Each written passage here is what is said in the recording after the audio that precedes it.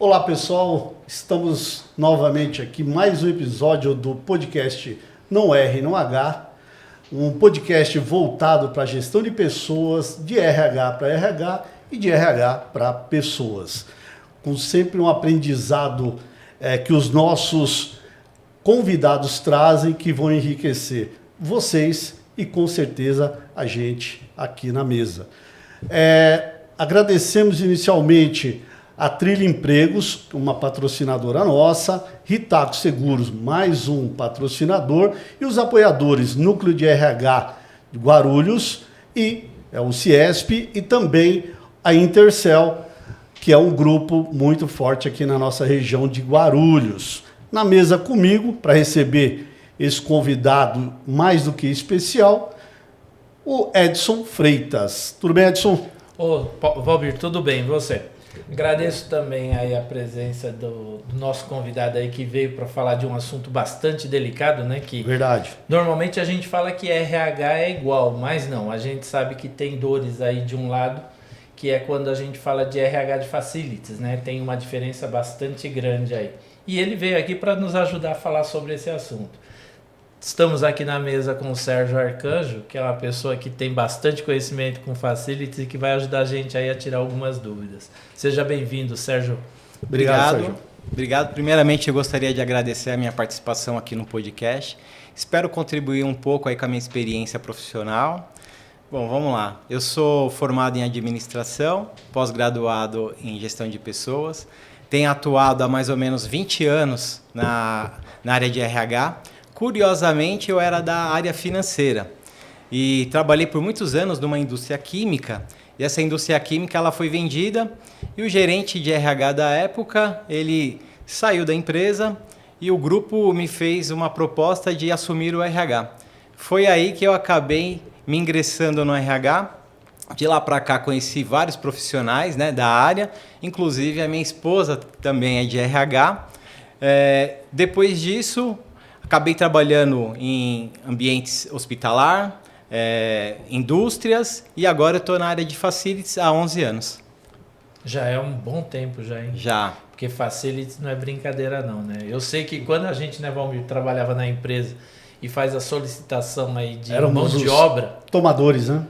A gente sabia o quanto que a gente cobrava de vocês, né? Olha, então... a gente tem percebido que muitas empresas que não terceirizavam mão de obra começou a terceirizar pela falta da mão de obra mesmo, que eles não estão conseguindo contratar e estão fazendo novos contratos com a gente e aí a dor passa a ser nossa, né, de solucionar o problema do cliente.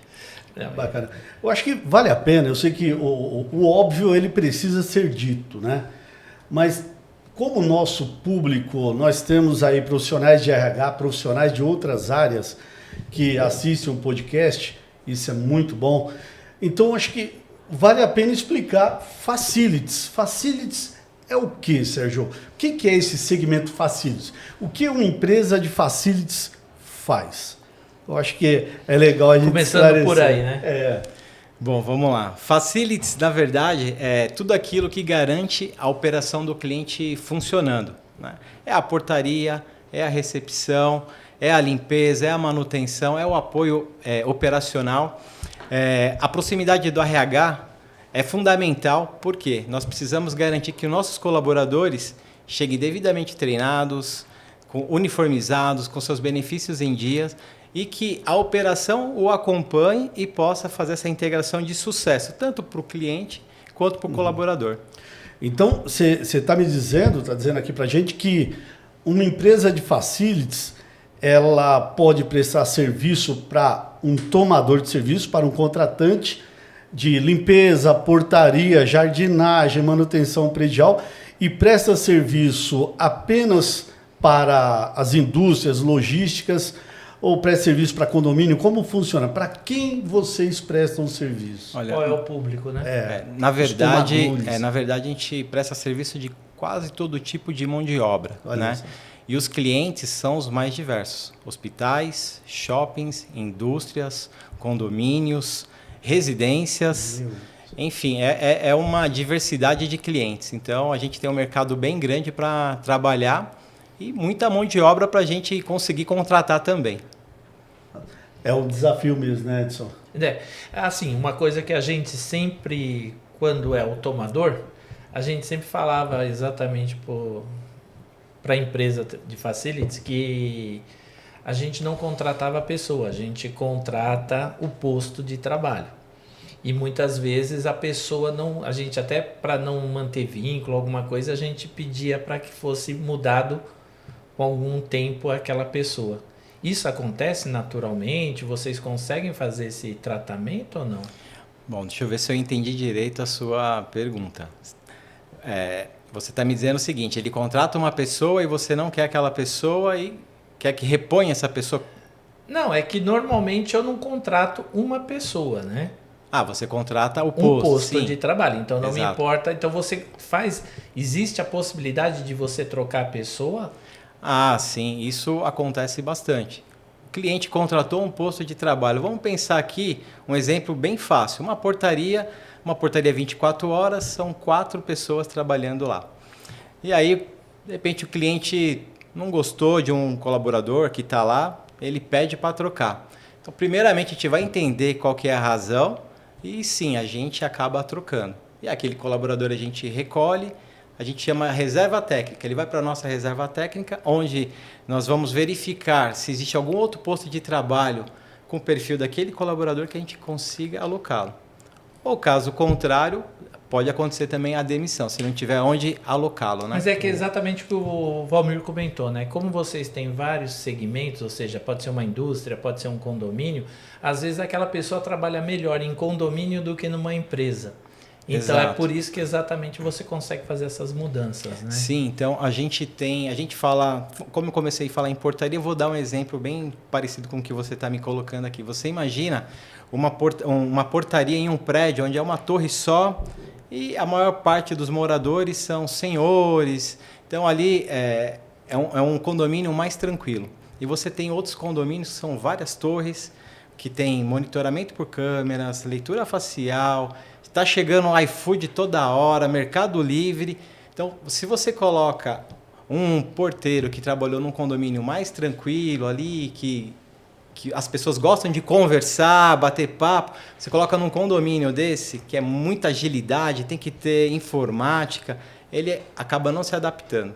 E se você pega essa pessoa que é muito ágil, coloca naquele condomínio que é mais tranquilo, estranha. então a gente tem que ter essa sensibilidade de colocar a pessoa certa no lugar certo. E é por isso que você fala que você tem essa sua reserva técnica, né? Porque em Exatamente. algum momento você vai encaixar ela no local certo. Isso, e a reserva técnica também funciona no seguinte sentido, a gente tem um colaborador, ele faltou, aconteceu algum problema, ele faltou. O cliente, ele quer que tenha gente no posto de trabalho. Aí a gente pega da reserva técnica e leva até lá, aloca lá. Não, legal. Mas parece muito fácil para o RH, né, Sérgio? Passa pra gente, fala pra gente, você falou que já trabalhou em RH de indústria, né? E o RH em facilities, né? Fala um pouco pra gente disso. A gente vai misturar aqui até né, eu entender, porque A gente está na busca. Eu tô vendo que você está querendo entender um pouquinho a diferença ali Sim, de um e de outro. Isso. A dificuldade que o RH ele tem para fazer a gestão disso. Porque eu fico imaginando, uma indústria, eu já trabalhei também em RH de indústria, RH de facilities, mas não com essa sua experiência é fantástica. Então, para a gente vai enriquecer bastante, então a gente vai explorar. Bom, vamos lá, né? Eu já tive nos dois mundos ali, tanto na indústria quanto no facilities, o trabalho do RH ele é sempre muito sério, muito responsável. Só que no facilities tem uma diferença, porque você tem que ter muita agilidade, você tem que ter senso de urgência e você tem que passar isso para a sua equipe para eles entenderem e a gente fazer a coisa acontecer. Já na indústria, vamos pensar aqui, você vai fazer uma admissão, então você vai lá, faz seu processo e aí a pessoa passou no processo, vai ter a data lá para ela fazer a integração, vai passar pelo técnico de segurança, a pessoa da empresa mesmo que vai apresentar, vai passear lá na empresa, vai conhecer tudo e depois vai ser marcada a data que ela vai iniciar. tudo com um tempo um pouco mais alongado. Já em Facilities a coisa é diferente. Você imagina... Não segue o mesmo script, não? Não, de forma alguma. Eu gostaria que fosse dessa forma porque a gente consegue entregar com muita qualidade. Eu falo que muita qualidade porque a gente, apesar de ter que ser rápido, tem que ter qualidade no que nós estamos fazendo. Então, a gente tem uma vaga aberta lá, há 30 dias as meninas do recrutamento não conseguem recolocar aquela vaga, a operação está em cima, o cliente falou, vocês precisam cobrir, senão eu vou cancelar o contrato com você. Então, essa é um pouquinho da pressão que a gente sofre, né? E aí, achou o candidato a pessoa certa. Então, a operação já quer que ele comece no mesmo dia. Fala, pô, no mesmo dia não dá, né? Olha o e-social aí, gente. Então, tem as burocracias, pois né? A gente tem que se movimentar. Já aconteceu de funcionário iniciar e depois essa documentação chegou para o RH? Não. Olha, atrapalhei o raciocínio agora. Acho que você nem deveria fazer essa pergunta. Isso aqui fica em off. Tá? Isso não acontece, pô. Bom, vamos lá. Aí você imagina, chegou, aí as meninas do recrutamento estão lá com a documentação, aí vai entregar para a pessoa que faz a admissão. Fala, ó, é para amanhã. E ela já está com umas 10, 15 para fazer. E ela tem que fazer aquela para amanhã. Então, para amanhã ela vai ter que cadastrar no sistema, tem que se preocupar com a integração, com a pessoa que vai fazer o treinamento, com o almoxarifado que vai ter que separar o uniforme, com a pessoa que faz o benefício, porque vai ter que dar o vale transporte, vai ter que dar o vale refeição dela. Então, assim, é tudo muito corrido e tem que ser tudo muito bem executado, porque o cliente, muitas vezes, ele acha que a gente já está há semanas treinando aquela pessoa e não é bem assim. Então, a gente acaba fazendo tudo muito rápido e tem que fazer. E aí, a nossa supervisão leva, acompanha a pessoa para a coisa acontecer numa certa tranquilidade ali. Mas é tudo muito corrido. E a equipe de RH, ela tem que entender esse senso de urgência. Porque se a gente não tiver esse senso de urgência, você pode realmente perder seu cliente. Então, no mundo de facilities, é muita mão na massa e muita pressão. Ou seja, há uma dificuldade, então, do profissional de RH, que ele sai da indústria, vai trabalhar em empresa de facilities e ele tem essa dificuldade de adaptação? Então, eu entendi isso.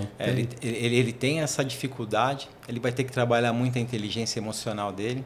Né? Cada pressão. Tudo. Ele vai ter que ter esse senso de urgência, entender do negócio de facilities também, né? Porque às vezes a gente está muito ali no RH, mas você tem que ter um olhar para a operação, saber as dores, e a gente tem que entrar nesse meio aí para poder fazer a diferença.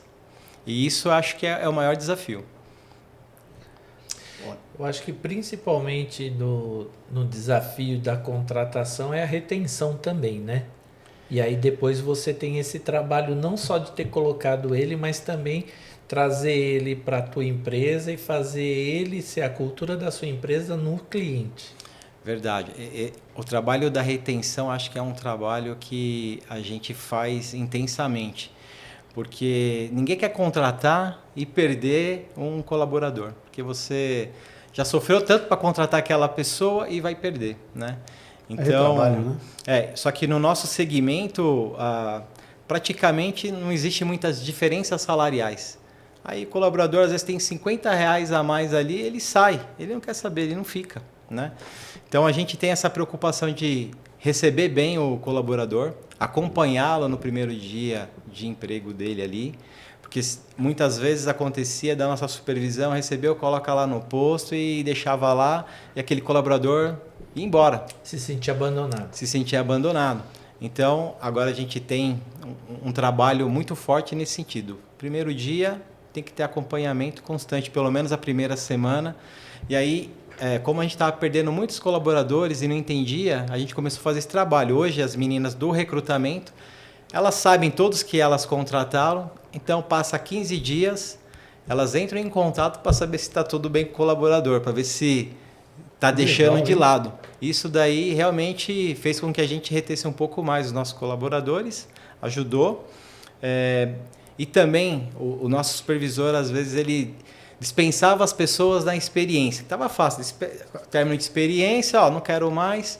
Aí a gente também agora criou um documento que, para ele poder dispensar o colaborador, ele tem que assinar e saber avaliar. Qual é a avaliação que ele tem, para dar o tempo dele poder justificar mesmo se corrigir.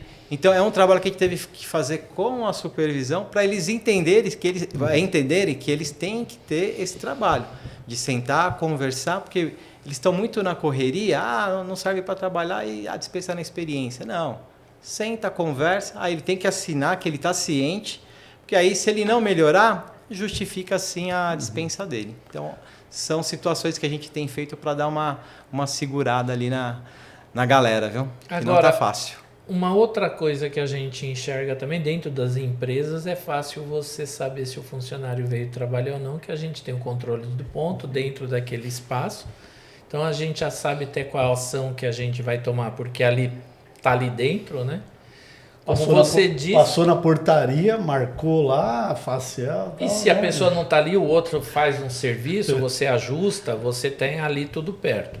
Falando de facilities, onde um raio de atuação sua é de, sei lá, 20 quilômetros até 30 quilômetros, como que vocês conseguem... Até outro estado, Outros né? estados, outras cidades, né? Como que você consegue enxergar se a pessoa foi trabalhar ou não, se a pessoa está lá entregando o trabalho que você pediu para eles entregarem para o teu cliente?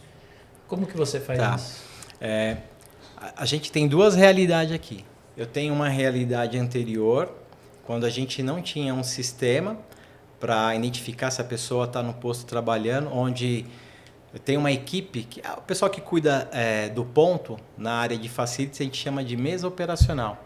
Eles cuidam só do ponto dessa galera. Então, ligava em todos os clientes. Era por ligação. Isso, ligava em todos. Aí você tem uma pessoa-chave e fala, olha, o efetivo está completo? O efetivo está completo. Então, vamos para o próximo. O efetivo está completo? Não, o João não veio.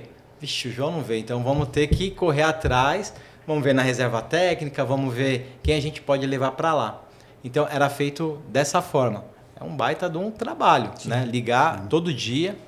E custo, né? Porque você custo. tinha toda... E aí, parte da gestão de RH é achar soluções para que você traga... um controle melhor. Um controle ágil. Melhor, ágil, né? E que funcione. Então, a gente foi buscar no mercado. E eu acho que seria a cereja do bolo aí, que tem ajudado bastante. Então, hoje, a gente, em praticamente todos os postos de trabalho, o pessoal, ou eles marcam o ponto pelo celular ou pelo um terminal. Então, a gente tem um painel lá, e aí tem a mesa operacional, eles ficam vendo. Ó, quem que ficar vermelhinho ali, o posto que ficar vermelhinho, a pessoa não marcou o ponto. Aí, não marcou o ponto, muitas vezes a gente liga para o colaborador, porque às vezes ele está em trânsito, ou atrasou. A gente precisa entender se ele realmente não vai. Se ele não for, aí tem que tomar ação de repor aquela posição naquele dia. Também não é muito fácil você repor, porque tem clientes que a pessoa tem que estar treinada para estar naquele lugar. Então, que é específico. Fez a integração ou não fez? Se não fez... Exatamente. Então, esse sistema, né, para quem está assistindo entender, então vocês têm um painel que se o funcionário não marcou o ponto lá no Rio de Janeiro, a sua base é São Paulo, você enxerga, ele aparece em vermelho lá, que aquela pessoa não marcou, exemplo, é isso? Isso, de forma bem o cliente X, eu tenho 10 recepcionistas, e aí aparece lá, ó, ficou vermelhinho o cliente X, está falando que das 10, só 9 bateram o ponto. Então, ele me mostra que uma pessoa não bateu o ponto, a gente tem que ligar, entrar em contato, saber se a pessoa não vai... Porque pode ter acontecido dela, esqueceu, né? Ou não? Sim, exatamente. Esqueceu de marcar o ponto, sei lá. Aí a gente tem aquele problema, a pessoa chegou atrasada e aí a gente liberou que ela marcasse o ponto no celular. Falou, meu celular acabou a bateria. Justamente, 8 horas da manhã, né? Acabou. Tem essas coisas, né? E aí, acontece. Isso. Só que aí ela também não ligou para informar. Aí... Quando a gente ligou para ela, entendeu? E aí a gente coloca a presença lá para sair do painel. Como você falou, né? Acho que é um detalhezinho interessante. Esse funcionário, essa recepcionista lá do Rio de Janeiro, do cliente X, ela não foi trabalhar porque teve um problema médico e tem um atestado. Como ela faz para esse atestado chegar na mão do RH? Como eu falei, a gente tinha duas realidades. Antigamente, tinha que entregar para o supervisor e o supervisor entregar no RH lá para a gente poder lançar aquele atestado. E aí, às vezes, o supervisor perdia, o supervisor, ficou comigo, ficou no carro, porta-luva do carro. Já foi cortado o dia do carro. A gente tinha muitos problemas nesse sentido, o que impactava no funcionário, porque às vezes você descontava dele e falava, mas eu entreguei para o supervisor.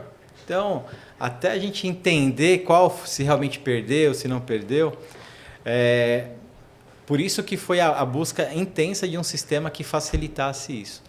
Então, a gente... E essa busca por um sistema, foi o RH que tomou a frente. Exatamente, que tomou a frente. Então, hoje a gente tem um sistema que a pessoa, ela printa lá no aplicativo de ponto, ele já sobe, já fica no prontuário, a gente já consegue dar baixa lá. Vem digitalizado para vocês? Vem digitalizado. E aí bacana, hein? Isso. E aí a equipe também faz aquela conferência para ver se o atestado não é falso. Veracidade. Mas eu acho que ninguém nunca mandou um atestado falso, né? Uma coisa que... ninguém nunca fez isso. Imagina. Quando eu trabalhei na indústria, era muito difícil você ter uma justa causa.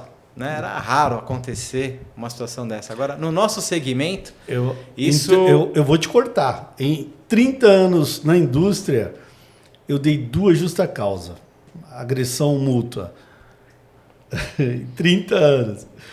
No mundo facilities isso foi um pouquinho diferente. Foi em um mês. Não. em 2 horas. Em facilities, isso daí acaba... A gente... Com o tempo, você acaba meio que normalizando a situação, porque acontece muito mesmo de atestado falso, a pessoa abandona. Então, tem vários motivos aí. Como assim abandona? Pois é, você acredita que isso, nos últimos meses, tem acontecido bastante. Então, a gente até discute por que será que estão abandonando, né? A pessoa abandona, não vem mais, não dá satisfação e... Não vem, você entra em contato... Não atende telefone, de nada. forma legal, como que você faz isso? Ainda existe os 30 dias de abandono? Os 30 dias, a gente manda telegrama para ele, se ele não se manifesta, aí a gente conclui ali o abandono. E aí é algo que a gente tem tentado identificar porque isso tem acontecido. Sr. João, não sei se você pode falar qual o sistema vocês estão usando hoje, o RH da empresa que você é gerente de RH, vocês buscaram, super bacana e inteligente de buscar alternativas e a empresa investiu, muito, muito bom. Qual que é o sistema? De repente alguém está em casa quer... Vamos lá, só para as pessoas poderem entender, principalmente os gestores de RH. A minha busca, ela levou um tempo, porque a maioria dos sistemas de ponto, ele é basicamente para as indústrias, para o comércio. Específico para o facilities é muito difícil você achar. E esse sistema é um sistema que ele divide postos, a gente consegue... movimentar as pessoas, e aí é muito dinâmico isso na operação. Então, você imagina lá o supervisor, vou pegar o Zezinho, vou tirar ele desse cliente, eu vou pôr nesse outro cliente, vou mudar o horário dele também. Então, ele faz tudo pelo aplicativo e aí isso aparece para minha mesa, aceitar ou não. Os outros sistemas não têm essa facilidade.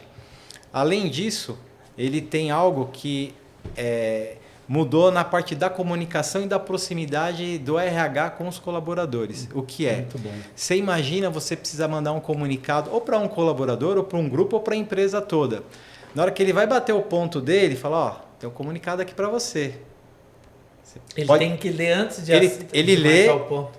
Aí ele pode, se for um documento que ele tem que dar um aceite, ele dá um aceite ou não, mas eu sei que ele visualizou. Então, isso para a empresa toda. Então, não tem como você não se comunicar com o colaborador, ele vai ver. Eu tenho um documento para ele assinar, na hora que for bater o ponto, vai aparecer... o documento. Exato, e aí fica numa caixinha dele lá no aplicativo, ele pode acessar a hora que ele quiser. Além disso, tem uma outra coisa bacana, o colaborador também pode entrar em contato com o RH, quer falar do benefício da folha, qualquer assunto. Então ele tem lá, chat. Ele já manda, abre um protocolo de atendimento, aí alguém do RH vai atender, vai ficar tudo Registrado. documentado, porque às vezes vai falar, o RH não me atende, eu passei... Não, está tudo registrado lá. Então a gente até força para que as pessoas São ocorrências aí. falem né? por lá, porque aí não tem aquela coisa de diz que me diz, né? Sim. Então o sistema, nesse ponto, ele tem revolucionado para nós. O nome do sistema chama Next. Next. Isso. Eu vou cobrar o merchan deles depois. Se eles quiserem patrocinar aqui o podcast Não R, Não H, olha, estamos à disposição, hein? Já temos um vendedor aqui também, que o Sérgio já falou muito bem dele, né? Então, A vinda do Sérgio aqui para a gente, né? Nós somos de RH, é muito interessante porque se imagina que o RH é tudo igual. A forma de trabalhar a mesma não é bem assim. E essa parte da comunicação que você falou, putz, é excepcional. Muito, muito bom mesmo. E aí mostra, um exemplo de um RH estratégico, né? E as demissões, como é que funcionam? Porque a pessoa, eu estou usando o exemplo do Rio de Janeiro, né? Como que faz a dispensa, chegar até o pagamento? Pagamento tudo bem, é crédito na conta, mas se na convenção coletiva daquela região tiver que homologar, sai alguém do RH de São Paulo e vai homologar lá no Rio? Olha, Valmir, uma coisa que eu tô para te dizer que eu adorei com a nova CLT foi tirar a obrigatoriedade de homologar. Então, o nosso jurídico, ele entende que a gente não precisa ir no sindicato. Mesmo estando na convenção coletiva ou acordo coletivo? Olha, depois da mudança da nova CLT, a gente consegue homologar na empresa mesmo. ou até mesmo aquela condição, a facilidade do imposto do fundo de garantia, de você sacar o fundo de garantia também, né? Porque antigamente você só sim, hoje é tudo digital. Se você tinha a rescisão com o carimbo do sindicato. Exato. Hoje já não tem mais isso. Hoje O E-Social já valida, né? Como nós fazemos? Às vezes a pessoa está lá no Rio de Janeiro, aí minha equipe está concentrada aqui em São Paulo. Então, muitas vezes a gente tem um supervisor lá. Então, ele acaba fazendo esse intermedia. A gente faz, às vezes, uma videochamada, explica. Bacana. Assina tudo digital também, a gente manda tudo digital. Então, hoje, a tecnologia para o Facilities, ela é essencial para você ganhar velocidade. Existe hoje em dia uma telemedicina, por que não o atendimento aí à distância online, né? Isso é bem, bem legal. Exato. Então, uma das coisas também, Sérgio, que eu acho que é um desafio para vocês bem grande, aí é a NR1, que agora a gente vai estar entrando numa outra fase aí, né? Exatamente. Vocês têm uma dificuldade maior de fazer essas implantações porque são ambientes diferentes, são perfis diferentes. Isso vocês também já estão trabalhando já E sim, estamos. Esse é um grande desafio. Então a gente está dando treinamentos de NR1 primeiramente para nossa liderança. Porque vocês sabem que na parte de facilities, às vezes você tem aquele pessoal que eles são um pouco mais brutos. Então, algumas posturas, algumas atitudes vão ter que mudar. Vocês trabalham com vigilância também? Também vigilante. Então, às vezes o pessoal tem uma postura um pouco mais dura ali, aí a gente está intensificando o treinamento para essas pessoas. Quem aplica esse treinamento? É o RH? Ou vocês acompanham? Como é que funciona lá? Eu apliquei um primeiro treinamento para toda a gestão. Nós temos uma psicóloga organizacional. E nós também temos uma equipe de segurança do trabalho. Então, a gente está unindo forças ali e dando os treinamentos. Criamos também um canal de denúncia, né? Então, a gente sentou lá com a direção, vamos ver como que vai funcionar o canal de denúncia. Agora, a gente está naquele papel de divulgar o canal de denúncia para os colaboradores, né? Porque a gente colocou lá no site, mas a gente precisa divulgar. E aí dá liberdade para as pessoas entenderem para que serve. Vocês estão usando o sistema Next nessa divulgação ou não? Ou estão usando outros meios? Não, nós vamos usar o Next, mas a ideia é tentar conversar com todos os colaboradores, porque a gente vai fazer também uma pesquisa em cada posto de trabalho. Sim. Pesquisa de clima? Exatamente. E quando nós vamos fazer essa pesquisa, nós vamos falar um pouco do canal de denúncia para todos os colaboradores. E também, a gente ainda não falou, mas eu tenho um RH in Loco. Que é o RH in Loco é um programa que nós temos onde a equipe do RH vai nos postos de trabalho para tirar dúvida, para tentar saber se tem algum problema. A gente tenta trabalhar com problema preventivo, porque senão o problema está lá, só quando ele estoura que a gente vai saber. Então a gente fez esse programa de RH in Loco. E aí o RH in Loco também vai ajudar na questão da NR1, divulgar ali os canais, mostrar para as pessoas como funciona. Muito boa a iniciativa, hein?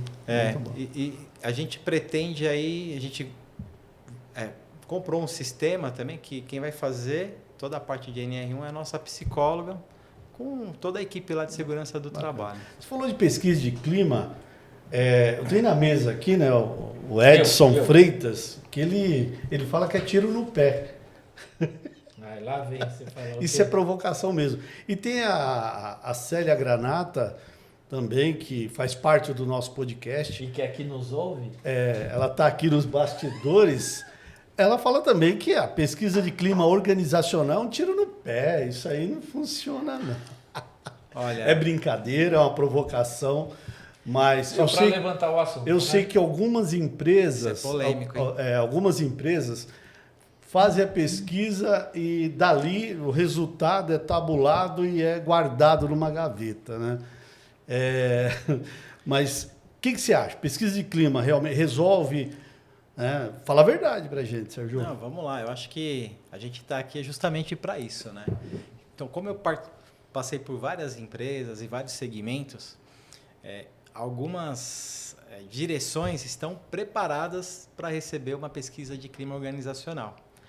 Outras não. Elas querem fazer a pesquisa, mas na hora que vem os resultados, às vezes não tem coragem de tomar umas decisões ali, né? Então, nesses casos, pode mais atrapalhar do que melhorar o clima. Porque quando você faz uma pesquisa, as pessoas elas esperam uma mudança, uma resposta. E quando todo mundo já sabe qual seria a mudança, aí chega lá e quem é o decisor não toma a decisão. Então, a pesquisa ela acaba perdendo um pouco a sua credibilidade. Mas ela ajuda para você ajustar uma ou outra situação dentro da empresa, né? Mas eu acho que isso que é o problema, né? Porque quando você... Te convenceu? Te convenceu? Não. Eu acho que a pesquisa de clima, eu acho que ela é ótima para você ter algumas diretrizes. Só que depois você sabe que algumas você não consegue aplicar. Mas só que você trouxe uma expectativa para o público. Exatamente. E aí eles querem uma resposta. E às vezes a pesquisa do clima não é que você quer tomar uma atitude, você quer corrigir alguma coisa. Então, se na pesquisa fala que aquele funcionário, aquele chefe, aquela liderança é muito abusiva, ela pressiona, faz isso, a empresa entende que ele é bom, tem seu potencial, mas precisa ser corrigido nesse ponto, eu não preciso demitir, eu preciso apenas treinar ele, readequar ele na função. Eu vou te dar um exemplo. Eu fiz uma pesquisa de clima no hospital que eu trabalhei. E aí, essa pesquisa de clima foi para a presidência, para toda a direção, foi apresentado com gráficos e tudo mais. E aí, detectou alguns problemas graves e um mais grave ainda. Uma pessoa de muito peso. Aí, eu não acreditei que eles tomariam partido decisão naquele sentido. E aí eles entenderam a seriedade da pesquisa e falaram, Sérgio, essa peça não dá, pelo que os números... O que mostrou... Né, tá depondo contra a pessoa aqui. E aí a gente acabou desligando essa pessoa e quando ela foi desligada...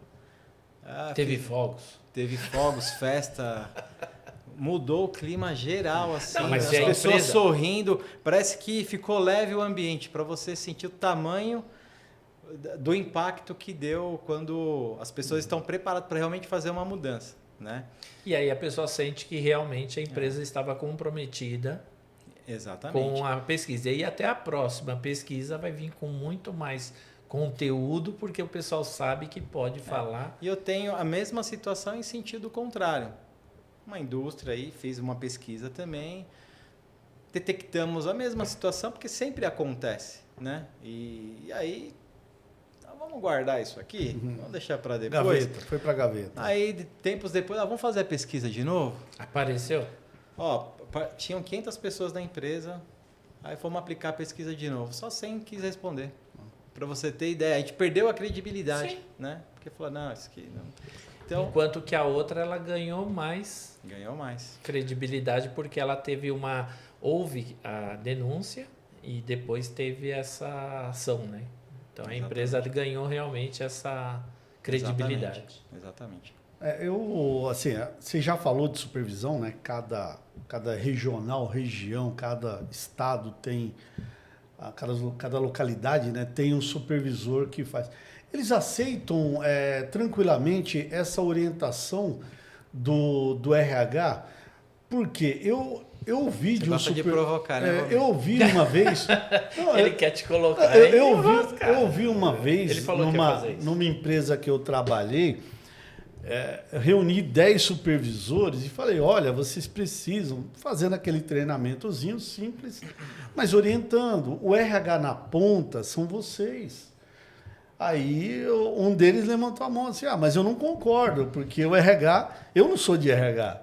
Então, na cabeça dele, ele tinha apenas que fazer a inspeção, supervisionar se aquela portaria estava trabalhando corretamente ou não.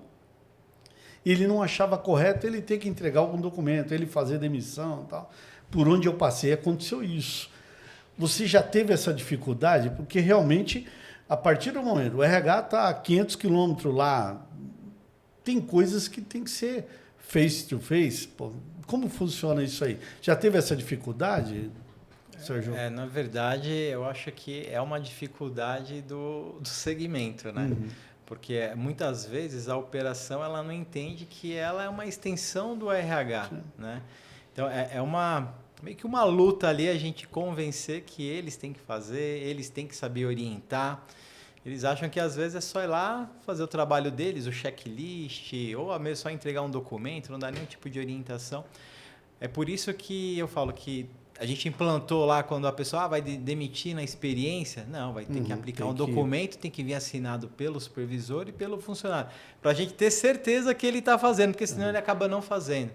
Então, realmente é uma briga ali, mas saudável, né? Para a gente tentar... A luta hoje é colocar na cabeça deles que eles são a extensão realmente do RH, porque a ação dele lá na ponta vai fazer a diferença. Toda liderança, em reter ou não o colaborador também, né? E toda liderança tem essa responsabilidade, né? O papel de cuidar de pessoas, de cuidar de gente, é deles, né, Edson? Sim. E eu sei que algumas pessoas não entendem assim. Alguns aceitam bem, outros têm uma certa resistência. Por acaso você já teve alguma situação, olha essa, onde o RH manda uma advertência para ser aplicada e o supervisor, com um pouco de receio, ele mesmo assinou a advertência? Ele foi procurador? Não precisa responder, isso aí Mas então, indo em cima dessa informação até o Sérgio, e a gente aqui, você sabe que o papo vai, se a cerveja fica aqui, vai 1 hora, verdade, 2 horas. Agora, como a gente não tem todo esse tempo, bem que eu parei. a gente precisa ganhar um pouco mais aí de conteúdo, e aí é mais fácil a gente te fazer umas perguntas aqui e você responder para nós. Tudo aí bem. De uma forma mais tranquila, né? Quais competências do profissional de RH ele precisa ter para atuar nessa área de facilities? Visão de operação, comunicação simples e clara, porque nosso público é um público um pouco mais humilde, né? Agilidade de decisão, inteligência emocional principalmente, capacidade de ir a campo, porque o RH do Facilities, ele não fica só no escritório, ele tem que ir no cliente, tem que ir no posto de trabalho, ele tem que conhecer como que é a operação em si.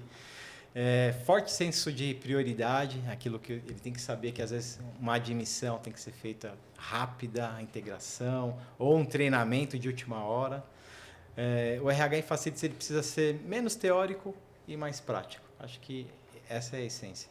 Não, legal. E a tecnologia, você acredita que ela vai ajudar ou vai atrapalhar quando a gente Olha, fala dentro do... Vocês viram que do eu mundo falei do um RH. pouco de tecnologia que trouxe de Veio. benefício. Então, a tecnologia ela ajuda muito. Então, a tecnologia boa é aquela que funciona no celular, ela é simples, poucos cliques e que ela consiga trazer ali informações para que o supervisor possa tomar uma decisão. Uma tecnologia muito complexa, ela mais atrapalha. Então, ela tem que ser simples. Quanto mais simples, melhor. E também não pode ter o celular com eles trabalhando, porque também não funciona, né? O WhatsApp, papinhos aí, acaba aqui Exatamente. atrapalhando esse profissional, né? Apesar que, eu vou dar um exemplo aqui de tecnologia. Então, a gente tinha alguns problemas que os supervisores iam nos postos, né? E às vezes não via nada, só ficava batendo papo. E aí era um baita do, pô, mas você não viu que o cara estava sem uniforme? Você não viu que o cara não sabia o procedimento? Deixava de ver várias situações. O ser humano é assim, né? Ele vai ali e tal. Então, hoje a gente tem um aplicativo no celular, ele vai lá, tem um checklist já formatado para cada posto de trabalho. Para as respostas. Ele tem que saber, uniforme, ok, o cara sabe o procedimento. Então, tem que seguir. Aqui. Tudo listado, tem que seguir. Não tem e aí como depois esquecer. gera um relatório e a gente sabe se ele fez ou não. E a gente olhando essa tecnologia que vem para ajudar esse mundo de facilities, você enxerga lá no futuro que o RH ele pode ser mais estratégico do que operacional? Olha, o RH em facilities ele tem que ser estratégico, né? Ele tem que trabalhar com a prevenção. Como eu dei um exemplo aqui do RH em loco, você saber do problema antes dele acontecer. O RH ele tem que ter essa visão e ele tem que ser mão na massa, né? É um pouco diferente do RH aí, de uma indústria que você fica mais fechado. O RH ele tem que ir a campo, tem que saber o que está acontecendo, tem que se preocupar se o turnover está muito alto. Tem que ser mais disponível, né? Disponível. Então, eu acho que é isso. Legal. E agora a gente está chegando exatamente nessa parte final. Não sei se o Valmir quer fazer mais alguma pergunta. Não, já provoquei demais. Porque eu tô achando que eu tive que colocar essas perguntas para você parar de bater no homem aí. Mas se você pudesse deixar um recado para nós aqui, ô Sérgio, o que você falaria para nós aqui quanto ao facilities de RH? Ou quem que está aqui hoje sofrendo nesse mundo de facilities, o que você poderia dar de ajuda aí para nós? Olha, o que eu tenho que dizer é o seguinte: facilities não é só serviço, ele é gestão de pessoas num ambiente complexo, né? Então, se o RH que tiver em facilities, ele tem que ser o protagonista. Se ele for protagonista, ele vai se destacar nessa área. Puta, legal. E fechando, onde o RH erra mais? Quando lida com pessoas que mantêm a empresa funcionando todos os dias, mas quando não aparece? O RH, quando ele não aparece é que a bomba já estourou, né? Então, o RH ele precisa trabalhar, como eu disse, com prevenção. Para quê? Para você não deixar a coisa acontecer. E aí é importante você também ter uma liderança coerente, você ter canais de comunicação disponíveis para os colaboradores e sempre trabalhar ali com a prevenção para evitar qualquer tipo de problema, porque para você ter uma ideia, às vezes você recebeu o e-mail, mandou um e-mail para a pessoa para resolver um problema operacional, aí você viu que a pessoa não respondeu, você não pode deixar para lá. O RH tem que ligar para a pessoa e resolver, porque se não resolver, o problema vai estourar lá na ponta. Então, a gente tem que pôr a mão na massa, ir atrás, tem que fazer acontecer. Não desanimar também, não, né? Mas então, agora, Valmir, não sei se você tem mais alguma coisa, se o Sérgio pode fechar aí passando para nós alguma informação que ele entende ser melhor. Eu estou super Você que satisfeito, já conhece também essa parte de facilities, aí sabe a dor que é. Eu vou falar como consumidor, né? Mas uma pessoa que tem o tomador que tem lá que trabalha, eu moro em condomínio, a gente sabe bastante a dificuldade que tem quando a gente pega os moradores lidando com os facilities, né? Que muitas vezes falta até com um pouco de respeito, que é o que eu vejo. E às vezes a pessoa tem que se calar porque ela não pode, às vezes, falar o que está certo ou está errado. Então, o que eu sinto também é que tem esse outro lado, né? Que você contratou a empresa, né? A tomadora contratou vocês Mas quem tem o contato direto com os seus funcionários são os moradores que não têm essa preocupação. Isso daí é algo que a gente vem discutindo, porque vai até de encontro à NR1. Até onde é só responsabilidade da empresa e onde fica a responsabilidade do cliente. No ambiente de trabalho. Exatamente, porque é um ambiente que está ficando difícil para o colaborador ficar se os moradores não estão respeitando ele. Então a gente precisa ter uma reunião com o cliente para participar ele do problema, né?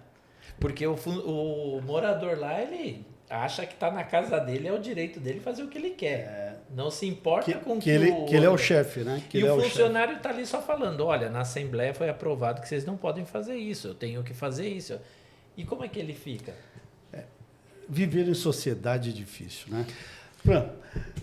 Sérgio Arcanjo, gerente de recursos humanos, mais de 30 anos de experiência, tanto na indústria, hospitais e os últimos 10, 11 anos aí em facilities. Te agradecer por aceitar o nosso convite, por essas informações, esse aprendizado hoje aqui para a gente foi excepcional. Tá? Conhecer o outro lado, né, Valmir? Exatamente. Então, parabéns e obrigado mesmo por essa participação. Temos que agradecer também novamente a Ritaco Seguros e a Trilha Empregos, e nos apoiamos também com o pessoal da Ciesp e do Intercel. E agradecer também, Sérgio, obrigado aí por tudo que você conseguiu passar para nós aí de conhecimento. Espero que a gente até em outra oportunidade possa conhecer um pouco mais também quando tiver a oportunidade de retornar.